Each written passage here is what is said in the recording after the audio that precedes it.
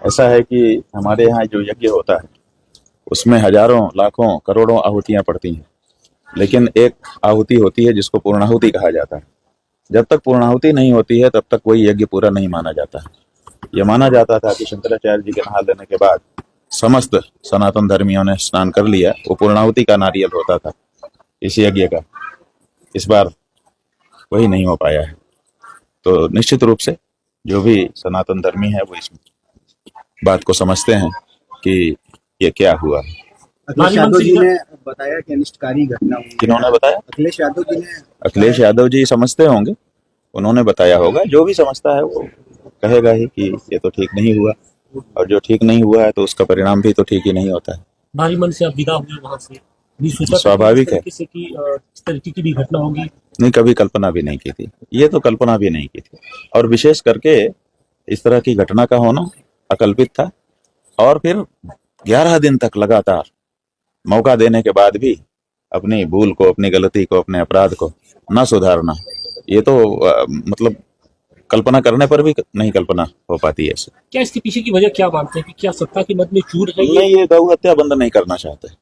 जो मेन बात यह है कि भारतीय जनता पार्टी की, चाहे वो केंद्र की सरकार हो चाहे राज्य की सरकार हो, ये गौ हत्या बंद नहीं करना चाहते हैं। बस वो कहते हैं कि ये बात तेजी से उठा रहे हैं, इनकी बात को दबाओ, गौ हत्या बंदी की बात न करी जाए। डिप्टी सीएम क्या लेट कर दिए आप तक अपना निवेदन? डिप्टी सीएम जो है, उन्होंने क्या लेट किया, क्या वो किया, वो तो उसी सरकार का ही अंग है ना। उनको हिम्मत करके आना चाहिए था। हालांकि उन्होंने कहा कि हमें भेजा जाएगा तब हम आएंगे। इसका मतलब तुम्हारा कोई विवेक नहीं है। भेजा जाएगा तब आएंगे, ऐसा उन्होंने वक्तव्य दिया। तो कौन भेजता है उनको? भेजे जाने पर तो कोई भी व्यक्ति कुछ भी करता है। जो विवेकशील व्यक्ति होता है वो स्वयं निर्णय लेता है कि नहीं, ये ऐसा समय है, हम इसको अस्वीकार करते हैं, तो हम जाएंगे। इस तरीके से ये स्टैंड उनको लेना चाहिए था।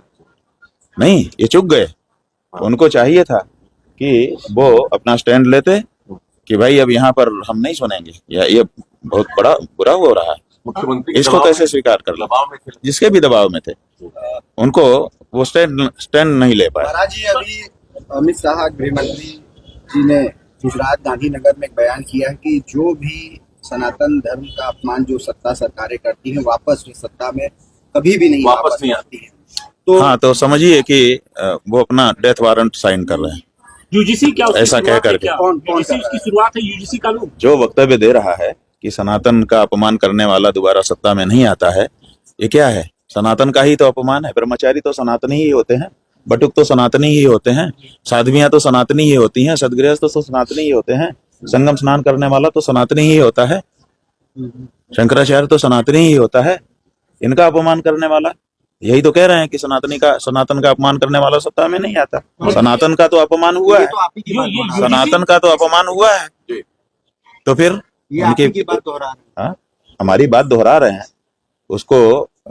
यही तो उनकी कला है कि वो अच्छी अच्छी बातें बोलते हैं मंच पे जब रहते हैं, लेकिन मौके पर उनसे कुछ अच्छा नहीं हो पा रहा है। महाराज जी, क्या लगता है कि यूजीसी से इसकी शुरुआत? हाँ जी, की बैठक होगी दिल्ली में अगले महीने। बैठक में अब देखिए क्या होता है। फिलहाल तो ये है कि हम तो अपना जो गौ माता की रक्षा का हमारा आंदोलन है, जो चारों शंकराचार्यों से ही पोषित है, समर्थित है, उसको आगे बढ़ाना चाहेंगे। महाराज जी, क्या लगता है कि यूजीसी से आप जिसकी बात कर रहे थे, जिस की बात, उसकी शुरुआत हो चुकी है? क्योंकि यूजीसी को लेकर भाजपा के जो समर्थक थे, खासतौर से जो सवर्ण बिरादरी से आते हैं, वो खुलेआम अब धमकी दे रहे हैं कि नहीं, विरोध कर रहे हैं। देखिए, बात भाजपा और कांग्रेस की नहीं है, बात किसी राजनीतिक पार्टी की भी नहीं।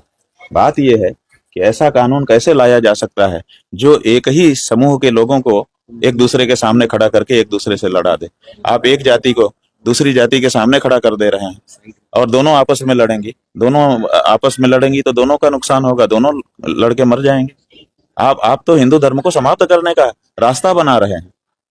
ये नहीं हो सकता है। महाराज जी, एक तरफ आपके ये तो कहते थे कि कहते थे, वही तो हम कह रहे हैं कि मंच पे तो बहुत अलग कहते हैं, व्यवहार में क्या करते हैं। मंच पे इन्होंने कहा बटोगे तो कटोगे, और अब बांटने और काटने का मशीन ला करके रख दिए हैं यूजीसी। तो सनातन यूजीसी जो है वो सनातन को बांटने और काटने की मशीन है। ये सनातन लड़ाई कैसे आगे लड़ेंगे? महाराज जी, वो नहीं लड़ पाएंगे, क्योंकि उनका उद्देश्य ही है सनातन को समाप्त करना, चोला सनातन का और चोट सनातन को। महाराज जी कुछ भगवादारी वेश में आपके कैंप पे आए भी थे माघ मेले में।